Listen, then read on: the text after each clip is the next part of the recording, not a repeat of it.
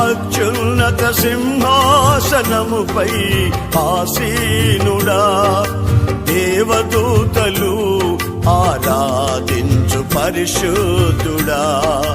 యేసయ్యా నా నిలువెల్ల నిండియున్నావు, నా మనసారని సన్నిధిలో సాగిలపడి నమస్కారము చేసేదా, సాగిలపడి నమస్కారము